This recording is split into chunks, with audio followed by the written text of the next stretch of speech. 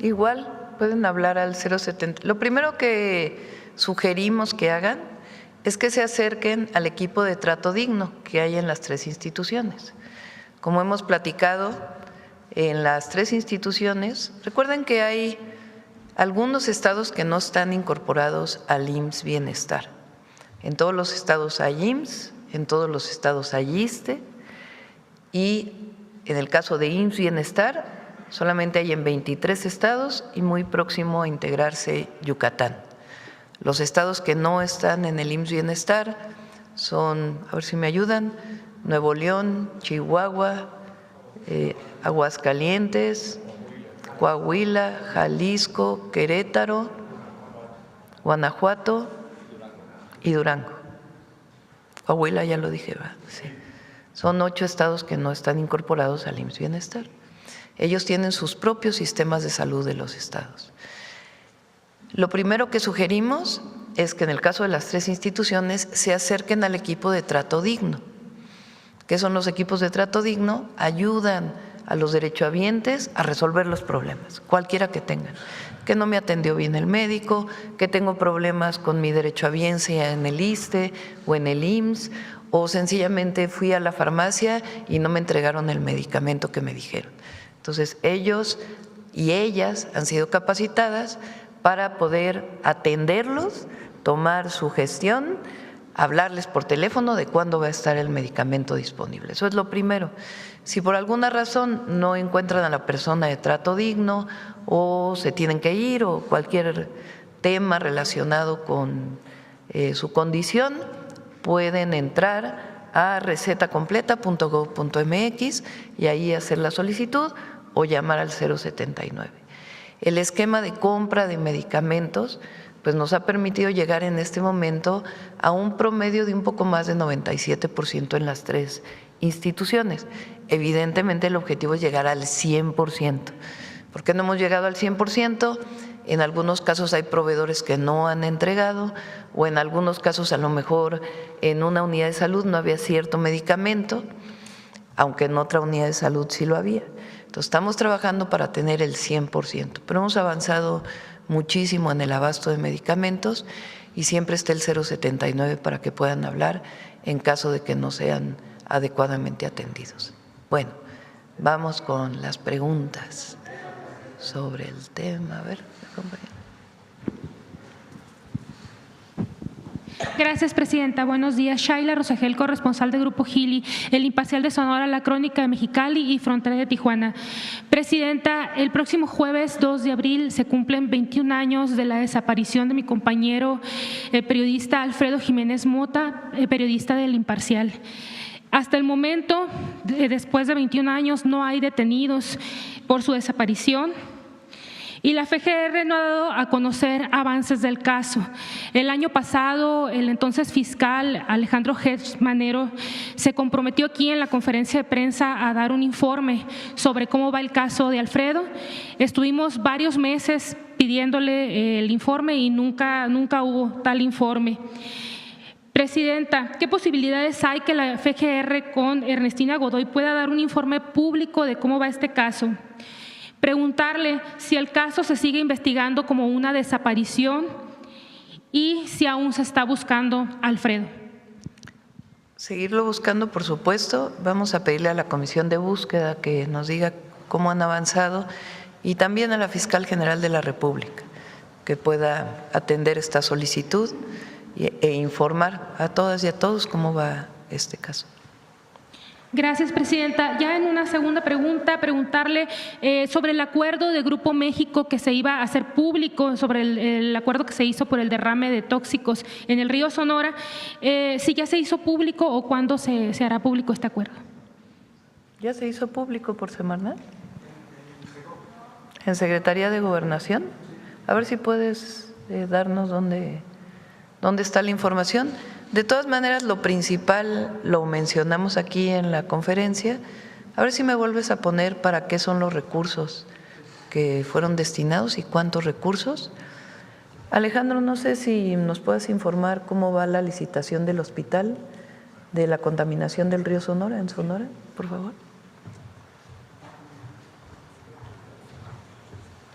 Sí, como ustedes saben, como parte del plan de remediación del Gobierno de México a la contaminación del río Sonora, en URES estamos ya trabajando en la construcción de un hospital. Es un hospital que tendrá un costo superior a los 500 millones de pesos. Es realmente una sustitución de un pequeño hospital comunitario ya insuficiente que había en URES. Este nuevo hospital tendrá 60 camas, 7 especialidades y, como parte específica del plan de remediación, un laboratorio para el análisis toxicológico de metales pesados. Ya estamos trabajando, es un proyecto que llevamos de la mano con la Secretaría de Comunicaciones y Transportes. Ellos estarán ayudándonos a construirlo y será un hospital ejemplar en la atención de enfermedades por contaminación ambiental. ¿Ya se está licitando? Ya se está licitando, ya se está licitando, ya tenemos el terreno. En las próximas semanas estaremos poniendo la primera piedra de construcción. Es el hospital de URES, disculpe, es que hay un hospital que está empezado ahí en URES, es otro. Está uno en obra negra ahí desde hace muchos años. Sí, es otro. De hecho, estudiamos el hospital que habían dejado abandonado, pero tiene una fractura estructural, no convenía aprovecharlo y decidimos ir por otro terreno y con un proyecto totalmente nuevo, por seguridad de los pacientes. Este es pues lo que se exigió en su momento a Grupo México y el acuerdo al que finalmente se llegó. Grupo México deposita 1.500 millones de pesos, el Gobierno de México 483.6 millones, el Gobierno de Sonora 180 millones y un depósito que ya había hecho Grupo México en la Junta Federal de Conciliación y Arbitraje de 59 millones. Eso da un total de 2.222 millones. Ahora, adelante, por favor. ¿Para qué se va a utilizar el recurso? En el caso de salud, que está el IMSS Bienestar y el propio gobierno del Estado incorporados. ¿Por qué el gobierno del Estado? Porque ellos siguen llevando una parte de salud pública, de epidemiología, que es importante que esté incorporada. Nuevo Hospital General de URES, Unidad Monitora de Vigilancia Epidemiológica y Seguimiento Toxicológico, Laboratorio especializado en metales pesados y monitoreo permanente y atención médica integral. Eso le corresponde a el IMSS Bienestar. Adelante, y al Gobierno del Estado. En el caso de agua, construcción de 16 potabilizadoras, instalación de 16 sistemas de desinfección, rehabilitación de las 6 potabilizadoras existentes, operación de 22 potabilizadoras y 16 sistemas de desinfección por 5 años y monitoreo de calidad de agua superficial y subterránea. Adelante.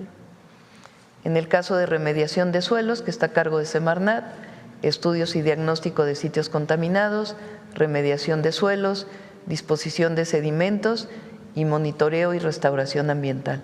Estos 3 representan 1.500 millones de pesos. Adelante. Bueno, además fue la reparación a los mineros de Cananea y esencialmente es lo que está integrado en el programa. ¿El documento del acuerdo ya está entonces en qué página? A ver si nos puedes ayudar, por favor, para que pueda… Ahora se los decimos.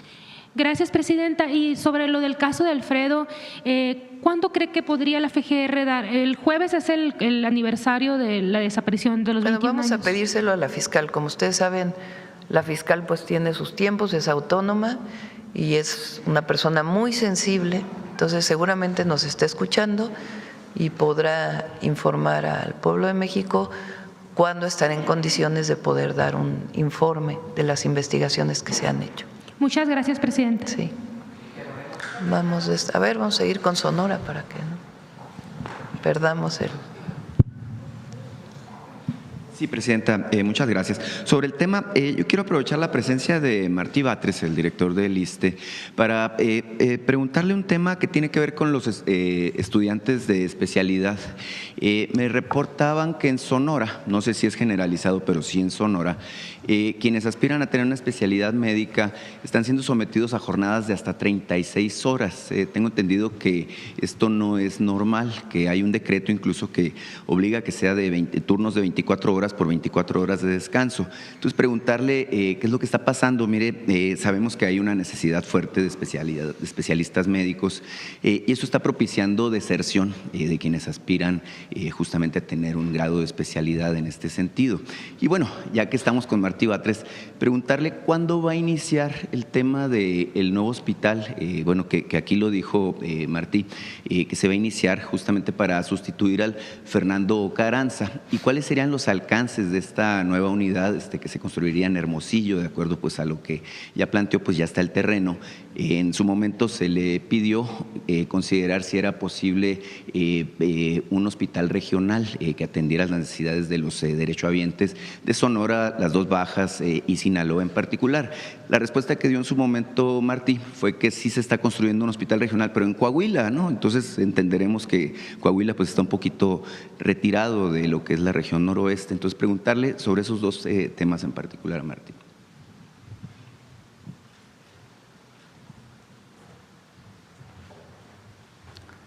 Sobre el primer asunto de los residentes, si hay alguna queja particular, con gusto la recogemos y tomamos las medidas que sean necesarias. Se debe de cumplir con la norma.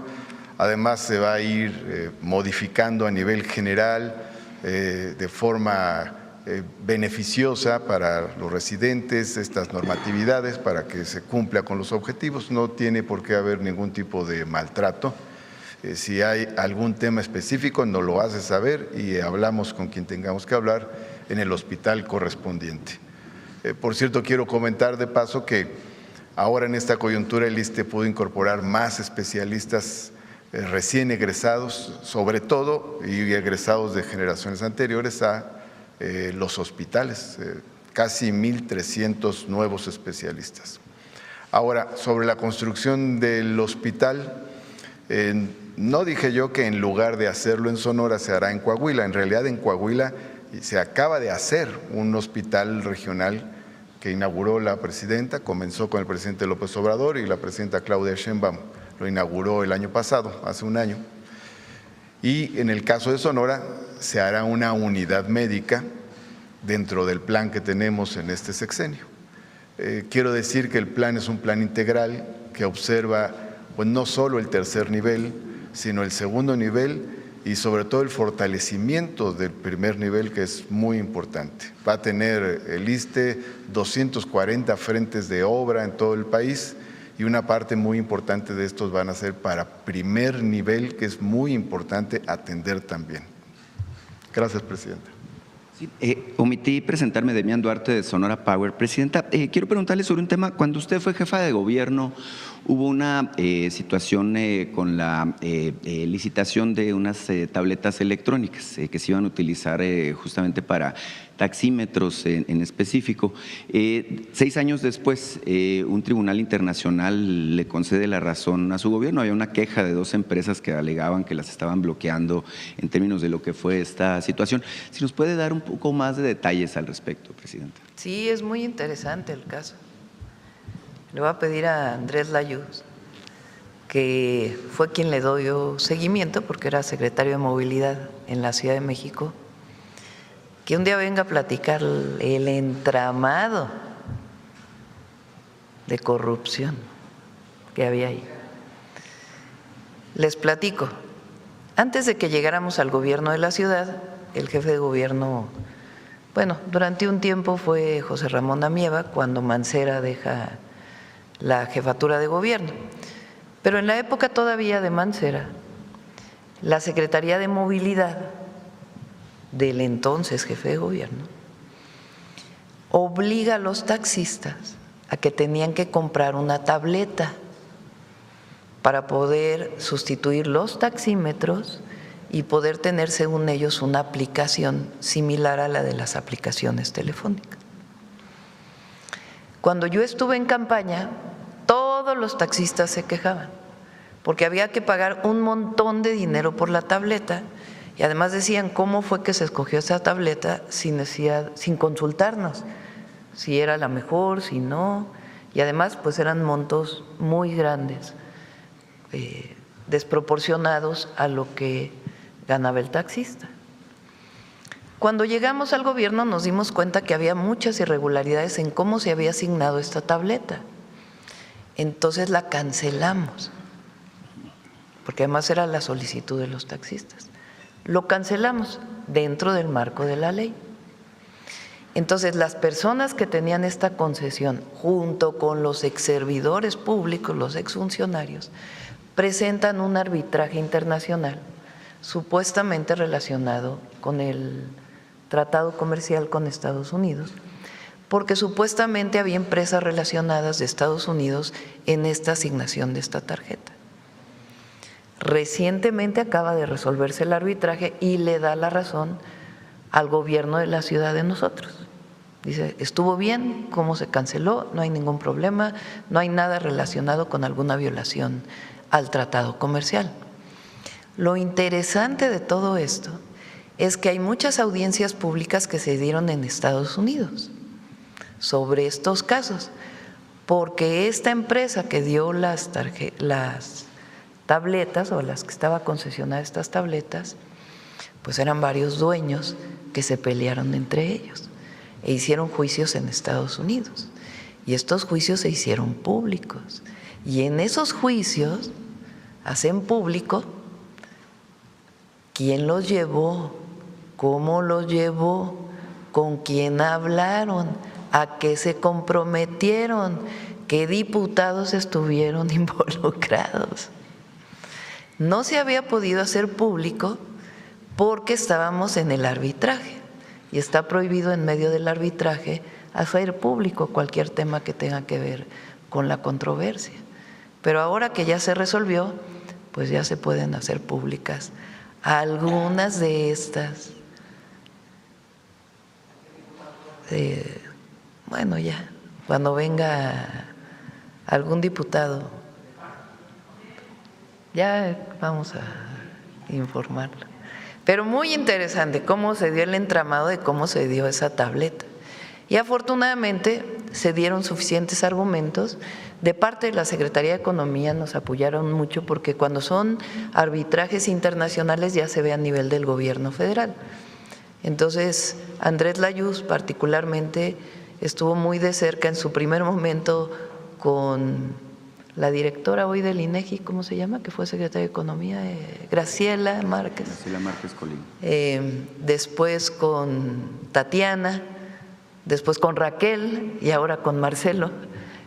Fueron estos 4 secretarios de Economía y una persona que está ahí en esa área desde hace tiempo, que es un profesional de primera, la verdad, de primerísima, que llevó muy bien el caso y afortunadamente pues nos dieron la razón. Pero sí es interesante, lo vamos a presentar, todo el entramado de cómo se dio esta asignación de esta tableta. Muy interesante, muy interesante. ¿Cómo no? Presidenta, en otro tema, mire, hace unos días se informó del 4º aniversario del AIFA, el Aeropuerto Internacional Felipe Ángeles, y bueno, yo soy usuario constante, ¿no?, de los servicios de este aeropuerto en particular. Hoy por ejemplo, vuelo a Hermosillo a través justamente del AIFA. Entonces, yo quiero preguntarle 2 cosas al respecto. Número 1, ¿cómo van justamente en la consolidación de los servicios de este aeropuerto? Está el tema del tren, por ejemplo, que usted había dicho que ahora para Semana Santa pudiera también estar ya me operando. dijeron que se va, como siguen en las pruebas y no les han dado la certificación, se va a retrasar algunas semanas la inauguración, porque queremos que esté certificado para que se pueda operar. Entonces, la fecha están por dármela, pero es ya en unos días. Se sabe que el aeropuerto pues ya es autosustentable, que tiene 2 años, ¿no?, reportando utilidades y que bueno, poco a poco comienza a ser realmente una opción como hub aeroportuario, como alternativa a la saturación manifiesta que tiene el Aeropuerto Internacional Benito Juárez. Entonces, pedirle si nos puede informar al respecto de cómo… ¿Por qué no mejor traemos al responsable del aeropuerto, al general Pastor, para que nos dé toda la información, si les parece? Lo invitamos un día para que nos pueda dar toda la información. Sí. ¿Hay un video o qué es? Una infografía.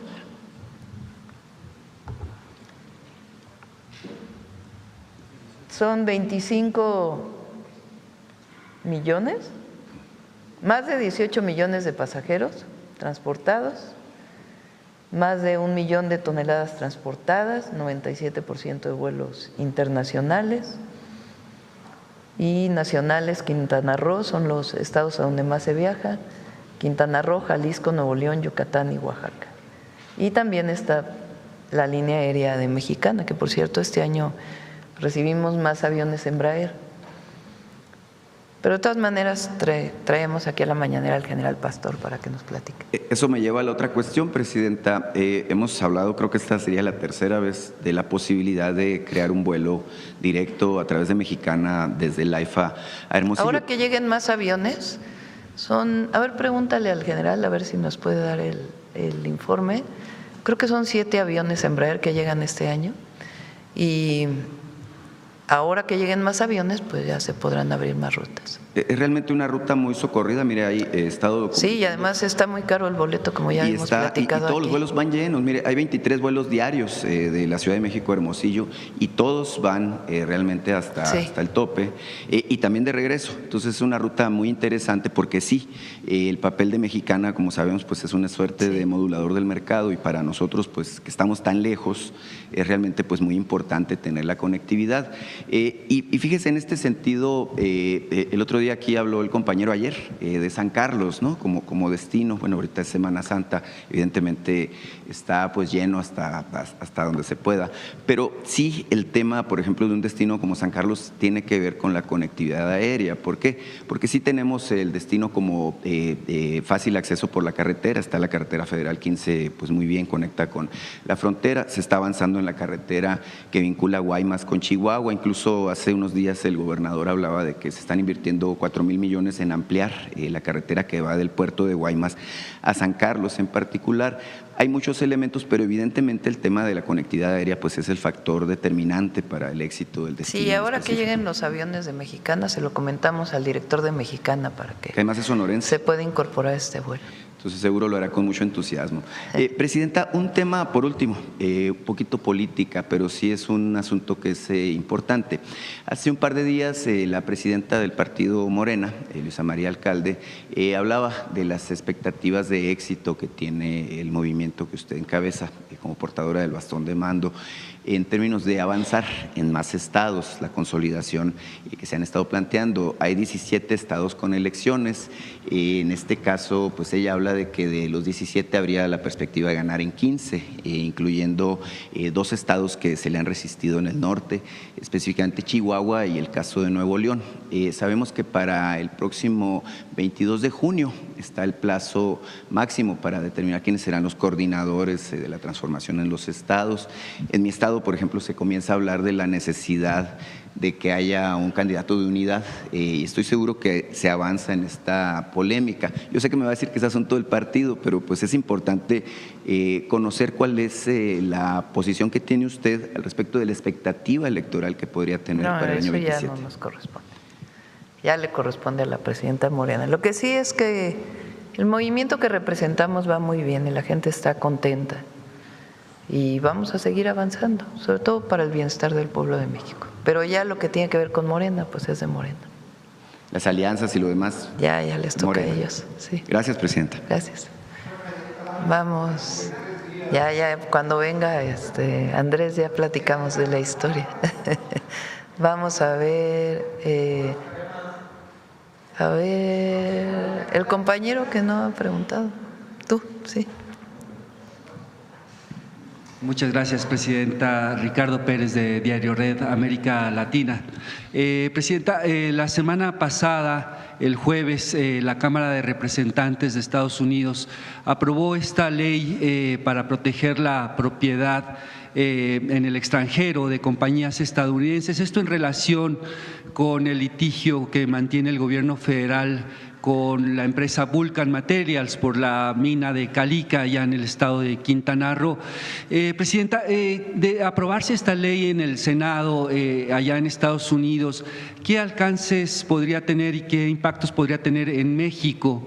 Entiendo que limita la llegada de embarcaciones que hayan pasado por el puerto de Calica. Entonces, también preguntarle cómo está operando actualmente este puerto de esta empresa empresa estadounidense, si llegan ahí embarcaciones, si salen con material y, bueno, sobre todo los impactos que tendría para nuestro país. No tendría ningún impacto porque no hubo una expropiación. Esta ley que posiblemente se apruebe o que fue presentada en el Senado, ¿no?, de los Estados Unidos o Se el aprobó Congreso. en la Cámara de Representantes. En la Cámara de Representantes y va al Senado. No tiene impacto porque no hubo una expropiación. Ahí claramente se dice en caso de expropiaciones. En el caso de la empresa Vulcan, de la mina Calica, no hay expropiación. Lo que hubo un decreto de área natural protegida, pero no hay expropiación, entonces no tiene impactos. Eso por un lado. Por otro lado, es importante, ya lo he dicho aquí en la mañanera, hay una controversia, hay un arbitraje que puso la empresa en torno a esta declaratoria de área natural protegida. En el proceso hemos tenido pláticas con la empresa Vulcan, particularmente la Secretaría de Medio Ambiente, el Secretario de Economía, la gobernadora de Quintana Roo, para ver si puede llegarse a un acuerdo. ¿En qué consistiría el acuerdo? Bueno, ya no se puede explotar en el área natural protegida. Hay algunas minas que están en otros lados que Semarnat tendría que analizar si es factible su explotación o algún otro mecanismo en que se evite la controversia y se pueda llegar a un acuerdo. ¿Por qué se declaró área natural protegida? Desde la perspectiva de medio ambiente, hubo una sobreexplotación por encima del impacto ambiental que se otorgó para la explotación de esta mina. Entonces, por eso se decreta el área natural protegida, porque es una zona de selva que había que proteger. Entonces, pero seguimos en pláticas con la empresa Vulcan buscando si es factible, si no, pues siempre están los mecanismos jurídicos, buscando que se pueda llegar a un acuerdo que no impacte gravemente al medio ambiente. Digo gravemente porque siempre hay impactos ambientales, pero que no tengan este impacto que tiene en esta zona. Por lo pronto el puerto, como está concesionado a ellos, no se está utilizando. Entonces hay una serie de peticiones que están haciendo ellos y estamos viendo si es factible llegar a un acuerdo y yo espero que sí, que se pueda concretar un acuerdo benéfico para México, para Quintana Roo, para el medio ambiente y pues también para ellos, ¿verdad?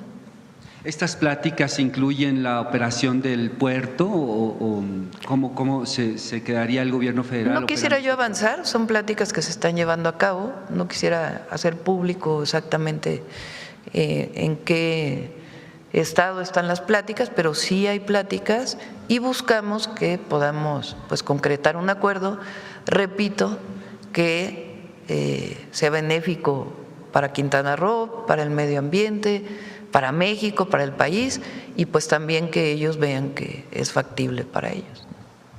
Muchas gracias, Presidenta. Sí. En otro tema, el pasado 19 de marzo se envió al Congreso esta ley para fomentar la inversión en infraestructura estratégica para el desarrollo con bienestar. Se aprobó ya en la Cámara de Diputados.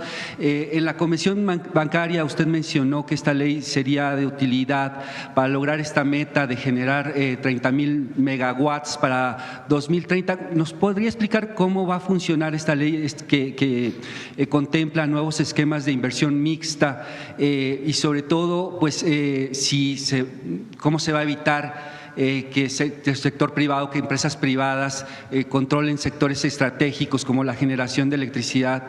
Y bueno, usted también mencionó que la ley será útil para también la meta de reducir la dependencia de gas natural de Estados Unidos, también mediante inversión mixta. ¿Nos podría explicar un poco cómo está contemplando la operación de esta ley?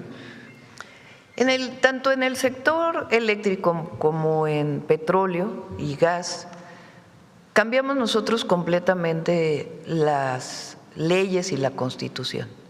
Nosotros nunca estuvimos de acuerdo con la reforma energética del 2013, ni con mecanismos que se hicieron previo a ello, que el objetivo era privatizar Pemex, privatizarlo completamente. Que Pemex fuera cada vez más pequeña, que fuera cada vez más débil y que la explotación del petróleo, del gas, de sus derivados y la generación eléctrica fuera privada. Ese era el objetivo de la reforma energética y en realidad reformas que se hicieron desde 1992 con Salinas de Gortari. El objetivo era que el Estado dejara de participar en los sectores estratégicos de la electricidad y del petróleo. Nosotros cambiamos la Constitución. ¿Qué cambio sustantivo hubo en la Constitución? Parece algo muy pequeño, pero es algo muy profundo. En la reforma del 2013 se dijo, Pemex y CFE tienen que competir al mismo nivel con cualquier empresa privada. Y no tomaban en cuenta ni la soberanía, ni que eran empresas públicas, empresas del pueblo de México, empresas de la nación, y que en todo caso, más allá de la generación eléctrica, pues tienen un papel muy importante que tiene que ver con la soberanía energética de nuestro país y la garantía de precios accesibles y la garantía de poder acceder a toda la población a la electricidad y al petróleo, o bueno, a los derivados del petróleo. Entonces, cambiamos la Constitución. En 1960, si mal no me equivoco, cuando se nacionaliza la industria eléctrica por parte del presidente López Mateos, también se agrega una parte en la Constitución que decía que no podía haber contratos y que además, en el artículo 28, las empresas públicas no podían considerarse monopolios. ¿Qué agregamos nosotros en la Constitución? Que debe darse, primero, prioridad a que entre a la generación eléctrica, al despacho eléctrico, lo público. Segundo, que las empresas públicas no son monopolios, no pueden considerarse monopolios.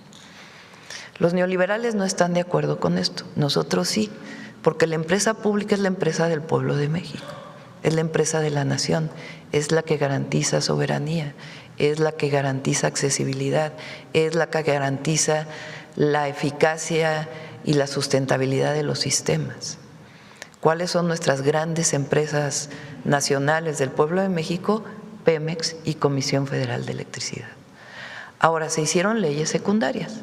En las leyes secundarias, bueno, eso es, digamos, por un lado. ¿Qué pasó después del 2013? Después del 2013, CFE cada vez generaba menos electricidad. Llegó a generar 25% de toda la electricidad que se generaba. Y no podía pasar del 50% porque era considerada monopolio. ¿Qué le pasó a Pemex?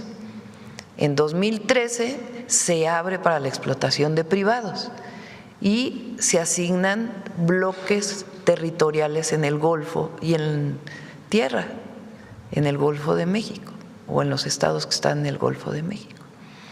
Los privados supuestamente iban a explotar el petróleo y en realidad lo utilizaron solamente para que subieran sus acciones en la bolsa de valores, pero prácticamente nadie se dedicó a explotar. Pero el bloque ya estaba asignado a un privado. Esas fueron las famosas rondas. Entonces ahora cambiamos por completo el modelo e hicimos leyes secundarias. ¿Qué dice en el caso de la electricidad? Que es un posicionamiento que hizo desde su momento el presidente López Obrador y que nosotros sostenemos. Al menos CFE debe generar el 54% y los privados 46%. Y en el caso del petróleo puede haber contratos con privados, pero siempre para beneficio de la nación. No puede haber contratos de explotación de petróleo que sean leoninos. Y ahí vienen las especificaciones de qué características debe tener. ¿Qué otra cosa se dice? El territorio, el primero que debe participar en la asignación de la explotación de petróleo, de gas, es Pemex. Ya si Pemex no quiere, pues entonces a lo mejor un privado lo podrá hacer. Pero Pemex tiene que decir primero si lo quiere hacer o no lo quiere hacer. Es una visión completamente distinta. ¿Qué inició el presidente López Obrador con algunos temas y nosotros le estamos dando impulso? Los llamados contratos mixtos, muy distintos a las APPs que se hicieron en su momento, que eran para beneficio de los privados. ¿Qué decimos? Una planta de generación eléctrica es de propiedad conjunta, 54% CFE, 46% el privado. Entonces puede haber mayor inversión del privado, pero el control lo tiene CFE y además participa en la generación, y de esa manera garantizamos que nunca va a ser menor del 54%. De hecho, con lo que va a generar CFE y con los contratos mixtos, nuestra estimación es que CFE al final de nuestro sexenio tenga alrededor del 63% de la generación total. Alguien dijo, uy, ningún privado le va a entrar a eso, porque ¿cómo se van a asociar con CFE? No, bueno, resulta que les interesó mucho más que la generación privada, que tiene un porcentaje. Hay más de 200 que se inscribieron a la generación mixta. Y es un modelo innovador que permite participación privada, pero mantiene la regulación del Estado y a la empresa pública fuerte, sin comprometer las finanzas públicas de la empresa pública del Estado. En el caso de Pemex, en algunos casos también estamos planteando contratos mixtos. Pemex se queda con el pozo, es propiedad de él, el petróleo es propiedad de la nación, solamente que se pueden usar contratos para que el privado pueda participar, garantizando siempre el beneficio para Pemex y para la nación. Esta nueva ley que se incorporó a la Cámara de Diputados, que ya fue aprobada y ahora va al Senado, ¿qué dice? Nuevos mecanismos de financiamiento para carreteras, para electricidad, para petróleo, para petroquímica, para fertilizantes, para puertos, para toda la infraestructura, garantizando siempre la propiedad del Estado, siempre garantizando el beneficio al pueblo de México y la posible participación en un pedazo de los privados, pues para que haya más inversión y no haya endeudamiento por parte del Estado mexicano o por parte de la nación. Entonces, esta es la ley, distintos mecanismos de inversión pública y de inversión mixta, en una visión completamente distinta a las famosas APPs del pasado, donde el privado se endeudaba, invertía y el gobierno nada más pagaba.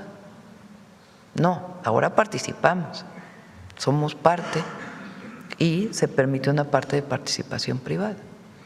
Entonces, esto nos puede ayudar en muchísimas áreas del desarrollo del país y garantiza pues que haya digamos un endeudamiento razonable, que no pasemos a grandes endeudamientos que afecten a la economía o al presupuesto nacional o a la situación financiera del país, y al mismo tiempo pues que haya participación privada en algunas áreas.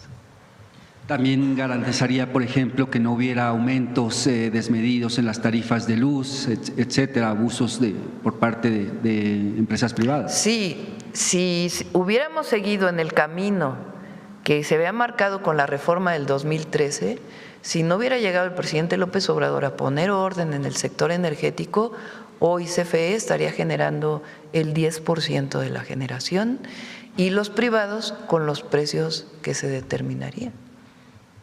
Muchas gracias, presidente. Mucho más subsidio. Muchas gracias. Sí. Por último, ayer el grupo interinstitucional para atender el tema del derrame en el Golfo de México mencionó una revisión de los ductos de los complejos Acal C y Acal H en la zona de Cantarell. ¿Cómo van las investigaciones? ¿Qué es lo que han encontrado hasta el momento, presidente? Se han revisado, son 400 y tantos pozos en Cantarell. Recuerden que Cantarell llegó a dar casi 2 millones de barriles de petróleo diario. Cantarell sigue produciendo, ya poco, pero sigue produciendo, eso es muy importante. Es una zona que está en explotación. Algunas de las instalaciones pues ya tienen sus años, pero en la administración pasada con el presidente López Obrador se hizo una revisión de una buena parte de estas instalaciones y ahora estamos haciendo revisiones. Estuve leyendo mucho sobre el tema y mañana me reúno con el grupo técnico para poder seguir informando a la población. Hay todavía en el Golfo lo que le llaman chapopoteras naturales, es decir, emanaciones de pozos, digamos, no son pozos todavía porque no están explotados, pero así les llaman los científicos, chapopoteras naturales, en donde se emana petróleo. Entonces, esta emanación que vino de Cantarell, pues lo que estamos investigando junto con científicos, porque no solamente es un trabajo de Semarnat, de Pemex y de la Secretaría de Marina y Secretaría de Energía, sino con científicos, si son estas chapopoteras naturales que hay en la zona, que se han reportado en muchas ocasiones y hay muchos reportes científicos de ellas, o alguna fuga de alguna de las instalaciones. Para eso pues se tienen que revisar todas las instalaciones. Hasta ahora no ha habido reportado una fuga, se han revisado ya una parte importante. Si se llegara a ver que hay una fuga, pues obviamente se informaría y se entraría a la reparación. Más bien parece esta otra hipótesis que se ha venido planteando. Y también para ello, pues hay protocolos para contener la contaminación, porque no es la primera vez que ocurre, sino que ha ocurrido en otras ocasiones. Toda esta información que han venido dando este grupo y que tenemos que abundar en la información, porque todos tienen que saber pues lo que está pasando en el Golfo y cómo se ha venido conteniendo la contaminación y limpiando las playas, que es algo muy importante, porque parece que no se ha hecho nada, se ha hecho muchísimo. Hay muchísima gente de Pemex trabajando, mucha gente de la Secretaría de Marina, mucha gente de Semarnat trabajando para poder contener y limpiar la contaminación a través de distintos métodos.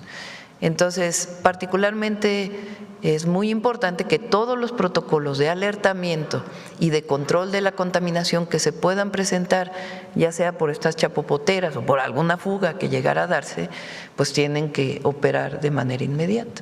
Entonces, eso es en lo que seguimos trabajando. Mañana me dan un reporte y lo vamos a seguir informando. El día de hoy está Alicia Bárcena en Veracruz y revisando las playas, platicando también con los pescadores, y también ha habido un trabajo muy importante tanto de Pemex, del área social de Pemex que coordina Raúl Ojeda, como de Secretaría de Bienestar, que también le pedí que ayudaran para poder apoyar a los pescadores por los daños que han tenido.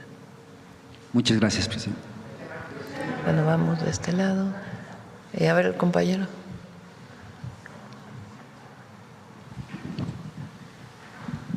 Gracias, presidenta. Muy buenos días. Juan Fierro del periódico tiempo.com.mx y puentelibre.mx. El primer, sobre el tema, presidenta, es ¿qué implicación tiene la optimización de claves de medicamentos? Especialmente porque he visto que se confunde a veces que son menos los medicamentos que se compran. ¿Quieren platicar? Sí, no se trata de eliminar medicamentos. De lo que se trata es de buscar las mejores opciones terapéuticas. Pongo un ejemplo. Para tratamiento de colesterol elevado, estábamos en ocasiones comprando 7 claves distintas para una misma atención de colesterol elevado. Al revisar y al hacer la revisión, nos damos cuenta que con 2 de ellos podemos tener suficiente para tratar a la población y escoger los 2 mejores, no necesariamente lo más barato, sino lo que es más eficiente para tratar. Ese es el propósito, no es eliminar, es optimizar los medicamentos que dispongamos para el tratamiento. En ocasiones puede ser incluso más caro. En el caso de diabetes, por ejemplo, y de hipertensión arterial, tenemos todos los medicamentos para atender a diabéticos y a pacientes con hipertensión arterial. Muchos de esos medicamentos son incluso más costosos. Entonces no nos estamos fijando en el precio, sino en lo que resulta ser más eficiente para el tratamiento. Gracias. Presidenta, ahorita también nos está platicando acerca de estas farmacéuticas que pues fallan desafortunadamente en la entrega de medicamentos. Nos había platicado, creo, el año pasado acerca de iniciar un proceso de sanción a estas farmacéuticas. En aquel entonces nos platicó de algunas, que quisiera ver si ya se sumaron otras y si ya se sancionó para que ya no se pudieran volver a contratar estas farmacéuticas. Sí se sancionó, no sé, Eduardo, si tú tienes esos datos. Gracias, Presidencia, con su permiso. Sí, efectivamente, después de que nosotros anunciamos este proceso de farmacéuticas incumplidas hacia el verano del año pasado, pasaron 2 cosas. La primera es, seguimos dialogando con ellas, reuniéndonos todas las semanas para incrementar su volumen de cumplimiento, ayudando en el caso de que tuvieran algún trámite atorado, es decir, facilitándoles todo lo necesario para que pudieran cumplir. Pero de manera paralela, la Secretaría de Anticorrupción y Buen Gobierno coordinó junto con el IMSS, el ISSSTE, el IMSS Bienestar, que fueran notificadas de manera oficial los incumplimientos para poder hacer las rescisiones de contrato, primero, en empresas que no habían cumplido, poder cancelar contratos para dárselos en un proceso competitivo a empresas que sí fueran a cumplir, y en segundo lugar, pues en los casos más dramáticos, porque hubo algunos donde las empresas habían hasta dado documentación falsa en las licitaciones, inhabilitarlas para que no pudieran participar. Creo que les podemos pasar una nota de las empresas que la propia Secretaría de Anticorrupción y Buen Gobierno ha determinado que quedan inhabilitadas. Pero sí me gustaría compartirles, porque estamos ya haciendo el proceso de compra del 2027 y 2028 para garantizar que no haya ningún tipo de desabasto hacia los siguientes años. Desde ahora, y uno de los puntos centrales de esta nueva compra, que iniciamos en agosto del año pasado la planeación, planeando, como decía el doctor Kersenovich, qué medicamentos vamos a comprar, en qué volumen, cuáles son los más eficientes, cuáles son los más costo efectivos, un proceso muy largo. Hay un factor adicional que hemos ya hablado con toda la industria farmacéutica, que las compañías que no nos están entregando en volúmenes altos, que están siendo incumplidas, independientemente si están sancionadas por Anticorrupción y Buen Gobierno hacia el futuro, no van a poder participar en las licitaciones futuras. Y desde hace un mes publicamos los lineamientos de un sistema nuevo para la compra que sigue, en la cual las propias empresas pueden bajar una constancia, y también cualquier ciudadano que nos escuche hoy puede meterse a compraconsolidada.salud.gov.mx, y en la parte de monitoreo de compras puede sacar la constancia de cumplimiento de cada empresa. Y cada empresa va a tener que presentar esa constancia de cumplimiento con nosotros para poder participar en cualquier proceso de compra futuro. De esa manera, las compañías que han entregado 30%, 40%, 45% no puedan participar en los procesos futuros, y sí nos quedemos con las compañías que han sido proveedores confiables. Es decir, ha sido un proceso largo de planeación, y está lo que tiene que ver con inhabilitaciones, pero también lo que tiene que ver con las constancias de cumplimiento para compras futuras. Cualquier persona puede ver lo que las compañías han estado entregando, no entregando, y está totalmente público. No sé si lo quieran ver un segundo, si nos ayudas, Belmont. Entonces, perdón, vete a compraconsolidada.salud.gov.mx, a la anterior a esa, y les explico.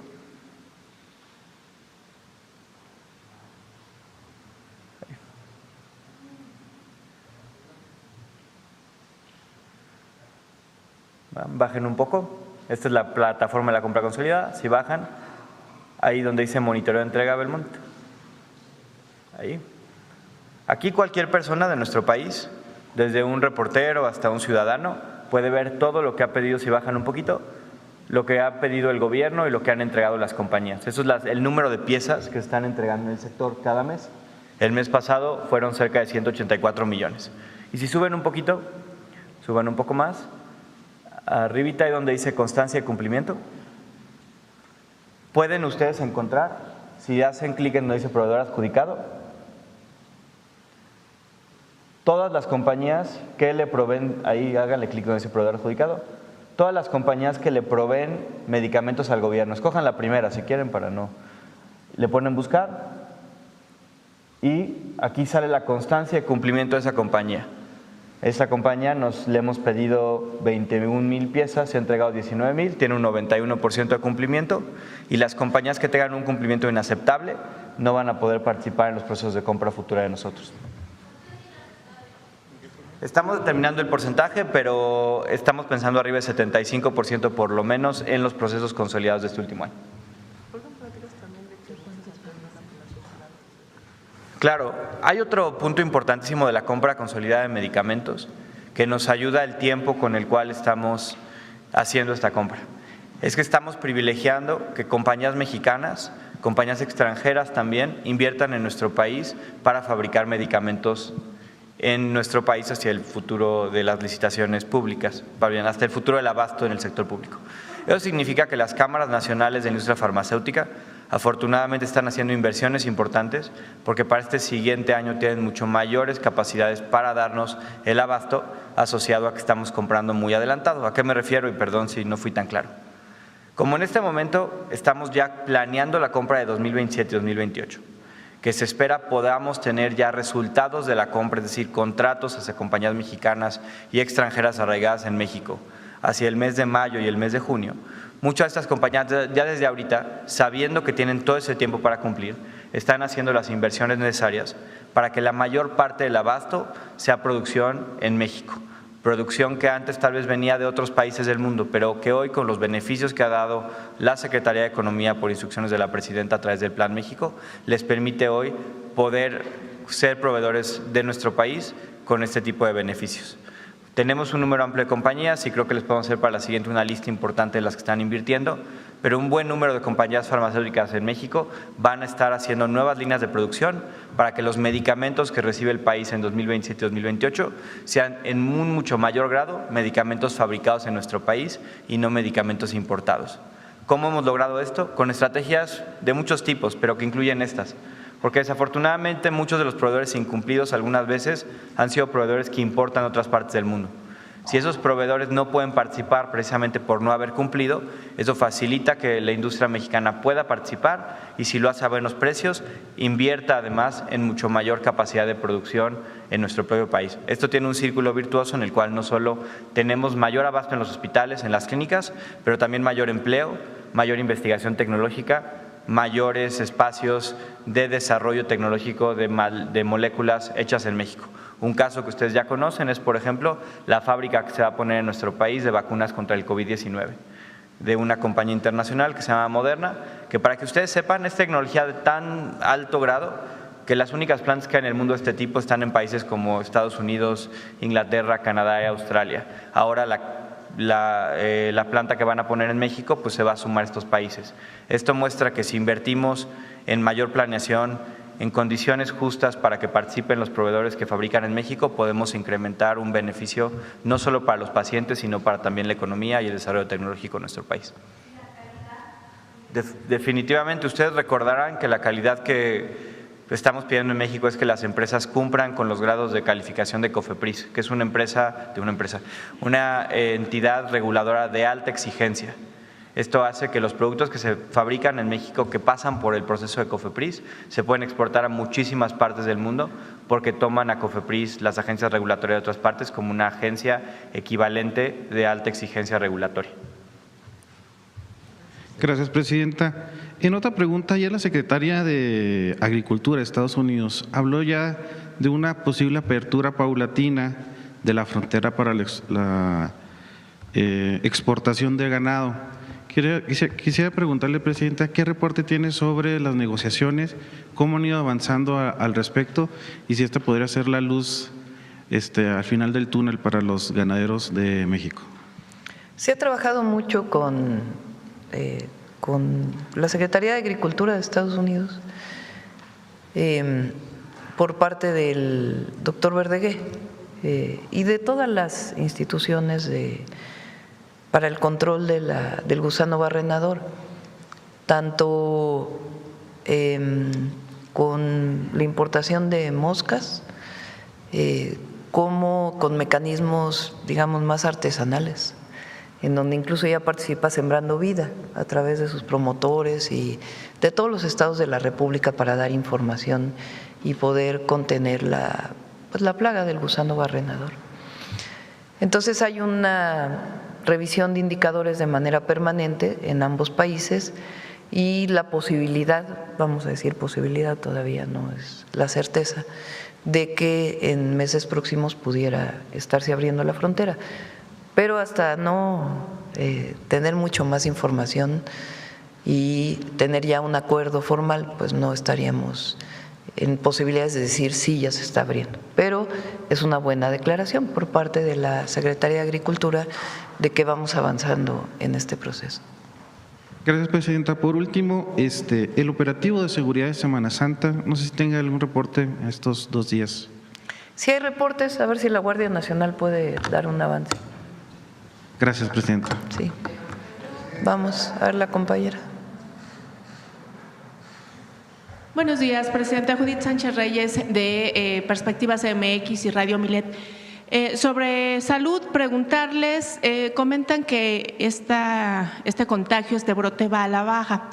Sin embargo, por ejemplo, de acuerdo a los propios reportes diarios que hace la Secretaría de Salud, el 4 de marzo se tenían 12.237 casos y ahora el 26 subió a 14.605, es decir, hay 2.368 nuevos casos. En ese sentido, preguntar cuáles han sido los factores para no poder contener como tal los contagios y dado que también las propias autoridades sanitarias comentaron que este brote se dio por casos exportados, es decir, por personas que llegaron a nuestro país, preguntar si no será obligatorio que justamente personas que vengan de otras partes del mundo pues se les requiera que estén inoculados contra esta enfermedad y más en la antesala pues de lo que es el Mundial.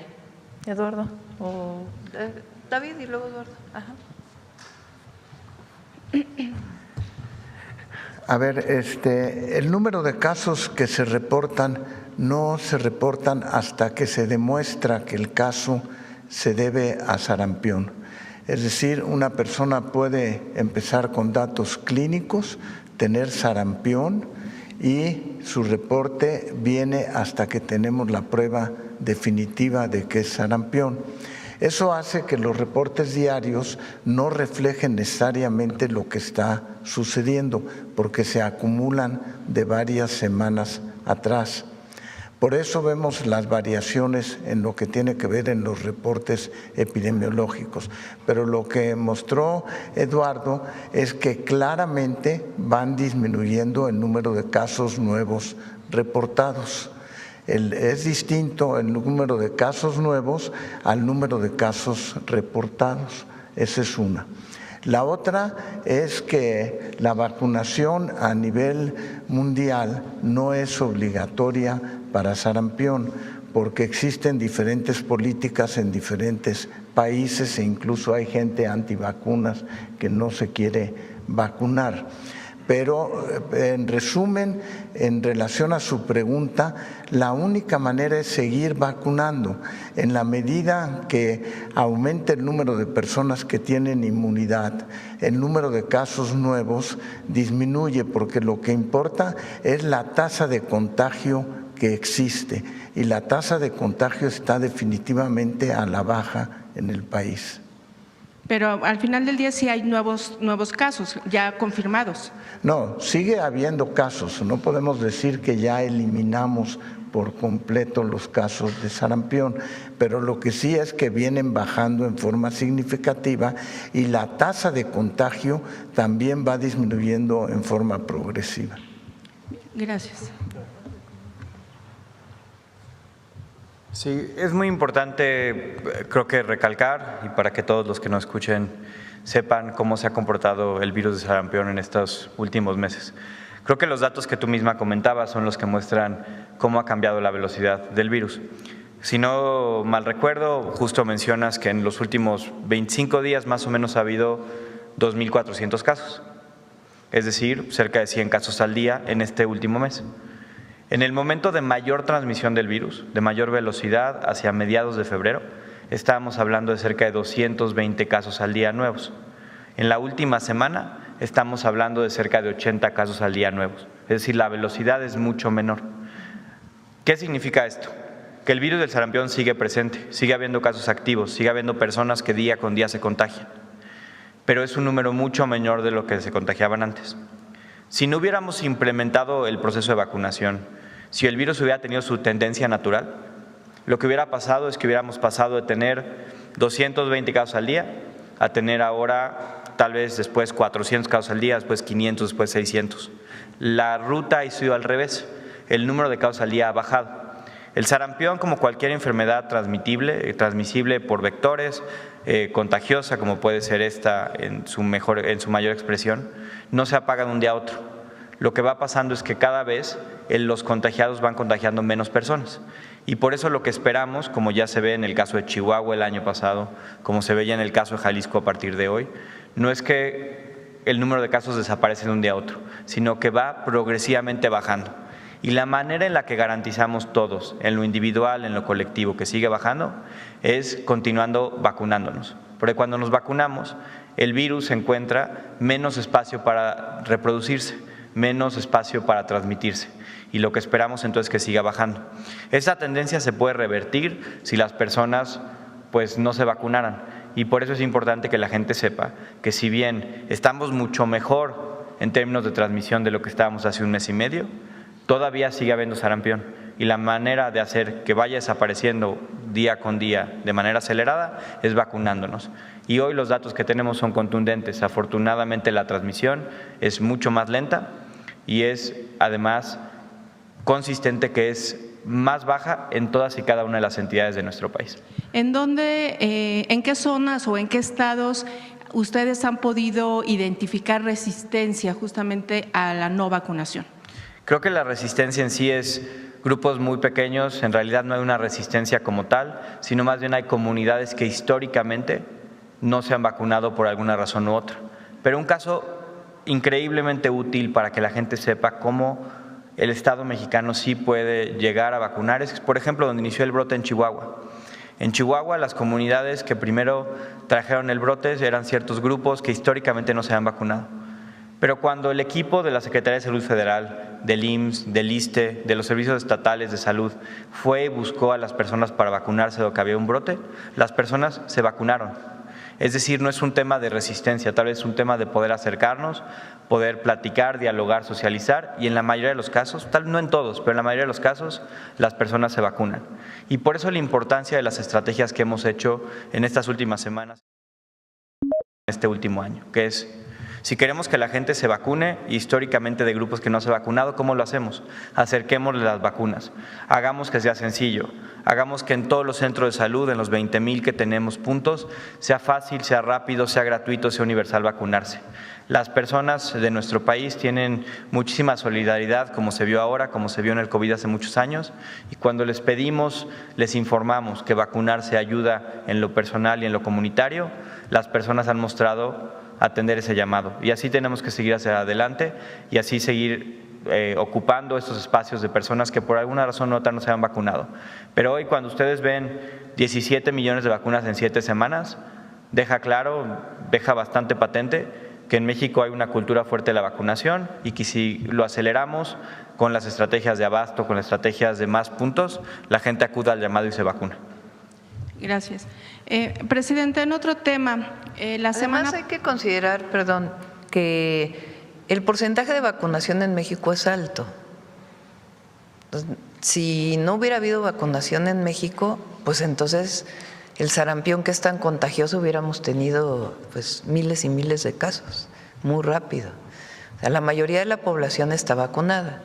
Hay sectores que, como explicamos aquí, a lo mejor nada más se pusieron una vacuna, ya no llegaron por el refuerzo y todavía son vulnerables a contagiarse. Y sobre todo por eso estamos impulsando a que la vacunación sea en los niños.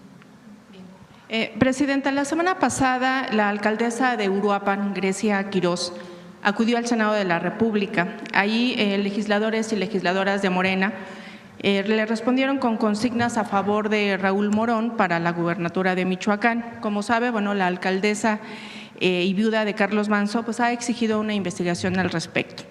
En su gobierno, ¿no?, que se dice priorizar la erradicación de la violencia contra las mujeres, ¿qué sanción considera usted adecuada para quienes normalizan e incitan, ¿no?, a este tipo de violencia política en un recinto federal? ¿Y cómo, pues, de alguna manera garantizar que este tipo de hechos no se vuelvan a repetir? Bueno, es, digamos, a Grecia Quirós hay que tenerle una solidaridad especial, pues perdió a su esposo en una situación muy grave y estamos atendiendo Uruapan, a ella y a Michoacán en su conjunto, como todo el mundo lo sabe. Y pues hay que ser solidario con ella por la situación que vive, que ha vivido, por un lado. Ahora, por otro lado, pues son los temas más políticos, que tienen que ver pues con la disputa política permanente que hay, y más ahora que se viene el periodo electoral. Si esto es violencia política de género o no, pues ya tendrán que revisarlo las autoridades competentes. Pero son dos temas distintos. Nuestra solidaridad siempre con Grecia, nuestro apoyo, todo el apoyo que necesite por la condición en la que vive y además porque es nuestra responsabilidad apoyar Uruapan.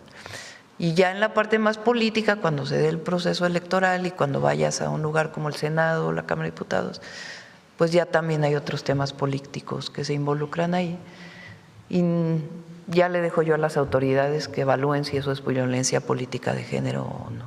¿Para usted no es violencia política? Pues ya se lo dejaría yo a las instituciones que les corresponde evaluar si eso es violencia política o no. Les doy mi opinión en torno a Grecia y en torno, pues en general, a la situación política del país, que mientras más nos acerquemos al 27, más pues politizado va a estar todo, porque es natural. Cuando ¿Y te sería acercas a válido una este elección. tipo de expresiones, Presidenta? No, repito, si hay violencia política de género, tiene que evaluarlo las instancias correspondientes. Bien, en otro tema, regresando pues al tema de desaparecidos que se presentó la semana pasada, en la reunión con colectivos, la propia Secretaría de Gobernación reconoció 83,000 personas no identificadas a nivel forense. Pero en el informe público, bueno, solamente se reportó poco más de 40,000 desaparecidos. ¿En qué categoría metodológica de este balance oficial aparecen estos casos y los hallazgos en lo que tiene que ver con fosas clandestinas, Presidenta? Si el dato vigente es de 46,743 desaparecidos. ¿Cómo se cruzan estas cifras con el Registro Nacional? Y también preguntarle qué medidas y recursos adicionales se utilizarán justamente a nivel federal, a nivel gobierno federal, pues, para acelerar la identificación de estas personas y evitar que sigan pues fuera de lo que es la contabilidad pública. Si recuerdas, cuando presentamos el reporte de desaparecidos, una de las estrategias que planteé en la ley o que incorporamos a la ley que fue aprobada por los legisladores es la mejora del registro forense y todas las capacidades que se deben de tener para que una persona que es encontrada sin vida y más en condiciones de una muerte violenta, pues pueda ser identificada lo más pronto posible. Y al mismo tiempo que se mejore todo el registro forense, que tiene muchas problemáticas y limitaciones. Mucho corresponde a los gobiernos de los estados y estamos en coordinación con ellos, con las fiscalías, con los tribunales de justicia. En algunos casos los INCIFOS, CEMEFOS, depende cómo se llamen, están en las fiscalías, en algunos casos están en los tribunales de justicia y estamos colaborando con ellos, con la Fiscalía General de la República y el área de búsqueda y también el secretariado para poder generar todas las condiciones para la identificación de estas personas. Y estas personas, evidentemente, una vez que se identifiquen, pues tienen que ser cruzados sus datos con el registro de desaparecidos y ver si alguna de estas personas fue reportada en algún momento como desaparecida. ¿Cuántas personas sin identificar? Pues es parte de lo que el equipo puede seguir informando. ¿Cuántas personas identificar hay y cómo se incorporan a los registros? Lo que nosotros mostramos el viernes de la semana pasada con el equipo que ha estado trabajando en ello es los registros que dicen, cómo se han identificado a las personas, siendo absolutamente transparentes de cómo están los registros, cuáles no tienen datos, cuáles sí tienen datos, cuáles han sido encontrados en registros administrativos posteriores, cómo seguimos buscando y las personas que no están, que tienen todos sus datos, pero que lamentablemente todavía no tenemos un registro ni administrativo ni de ningún tipo. Y el compromiso de seguir buscando.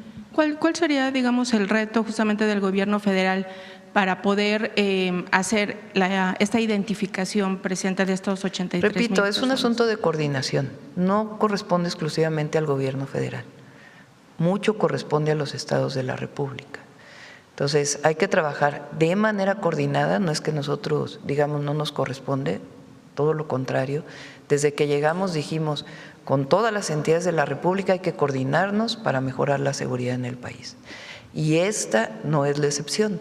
Tenemos que coordinarnos con los gobiernos de los estados, con las fiscalías estatales, que muchas de ellas son las responsables de poder identificar a estas personas que lamentablemente no están identificadas, para poder pues cruzarlas con los registros de desaparecidos. Digamos que faltarían como herramientas tecnológicas, o sea, eso pudiera ser uno de los factores. A veces depende de más gente que tenga que estar participando, depende de herramientas tecnológicas, depende del registro digital que se tiene que hacer, porque a veces no hay la suficiente tecnología para poder hacer el registro digital, para poder cruzar la información.